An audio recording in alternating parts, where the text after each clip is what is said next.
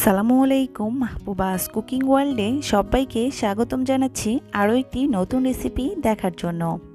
বাহিরে কিন্তু প্রচণ্ড গরম পড়েছে, আর এই গরমে মনকে চাঙ্গা করতে মাত্র 2 মিনিটে তৈরি করে নিতে পারবেন মজাদার এই কলার লাচ্ছি। এটা খেতে যে আসলে কতটা মজাদার, যারা খেয়েছেন তারা তো অবশ্যই জানেন, আর যারা খাননি তারা আজকেই একবারের জন্য হলেও তৈরি করে দেখবেন। এটা খেতে কিন্তু অসাধারণ স্বাদ। আর এই রেসিপিটা আমি খুব সহজ নিয়মে আজকে আপনাদের সঙ্গে শেয়ার করেছি। চলুন পুরো রেসিপিটা দেখে নিই।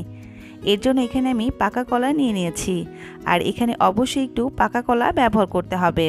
এবার কলাটার আমি মাঝখান থেকে কেটে নিচ্ছি। তারপর একটি নাইফ দিয়ে কলাগুলোকে আমি স্লাইস স্লাইস করে কেটে নিচ্ছি।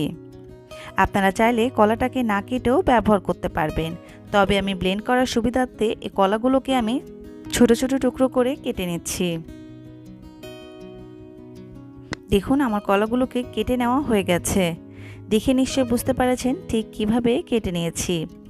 তারপর এখানে আমি একটি ব্লেন্ডারে জার নিয়ে নিয়েছি। তারপর প্রথমেই দিয়ে দিচ্ছি কেটে রাখা কলার টুকরোগুলো। তারপর এখানে আমি দিয়ে দিচ্ছি 5 থেকে 6 টুকরা বরফ কুচি। তারপর দিয়ে দিচ্ছি এখানে আমি প্রায় হাফ কাপের মতো টক দই। এখানে আপনারা টক দইয়ের পরিবর্তে মিষ্টি দইটাও ব্যবহার করতে পারবেন।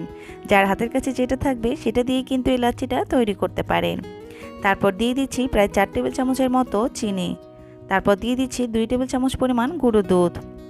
তারপর দিয়ে দিচ্ছি এখানে আমি প্রায় 1 কাপের মতো তরল দুধ। দুধটিকে আমি জাল করে খুব ভালোভাবে ঠান্ডা করে নিয়েছি। তারপর উপর থেকে ব্লেন্ডারে ঢাকনা দিয়ে ঢেকে এটাকে আমি খুব ভালোভাবে ব্লেন্ড করে নিচ্ছি।